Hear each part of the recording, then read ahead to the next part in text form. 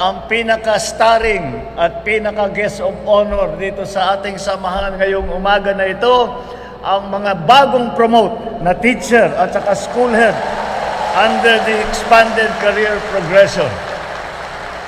Alam niyo po, sa mga talumpati na nauna dito, ay marami pong nagpapasalamat sa akin at pinapalakpakan ako. Ay nais kong sabihin sa kanila, maraming salamat sa inyong palakpak at sa inyong pagsasalamat. Ngunit, ang tunay na dapat natin palakpakan at pasalamatan ay ang ating mga guro dahil sila, para sa akin, ang guro, ang pinaka-hardworking public servant ng atin sa buong pamahalaan. Magandang umaga po sa inyong lahat. Personal ko pong gusto kayong makasama sa inyong panunumpa ngayong araw dahil alam ko po na gaano kahalaga para sa inyo ito.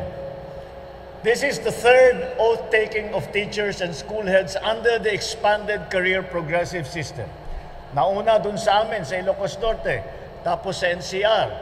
Ngayon, we are continuing to recognize the journey of the teachers in Bulacan and Pampanga who have shaped the future of our children and in that way are shaping the future of our nation. So today, as you take your oath, you reaffirm the belief that every Filipino child deserves a fair shot at a brighter tomorrow. Bawat lesson plan na ginawa ninyo, bawat karanasan sa silid-aralan na nililikha ninyo, bawat mabuting asal na itinuturo ninyo, doon unti-unting nabubuo ang kumpiyansa at pangarap ng ating mga estudyante. Walang katumbas ang sakripisyo ng ating mga guro. Gumigising madaling araw, bumabiyahe ng malayo. Pagdating sa paaralan, buong araw kayong nakatutok sa mga bata.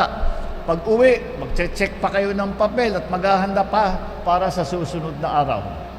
At kapag kailangan ng bayan, nariyan kayo sa presinto tuwing eleksyon, sa komunidad para sa census, sa anumang tungkulin, kailangan gampanan, nandyan ang ating mga guro.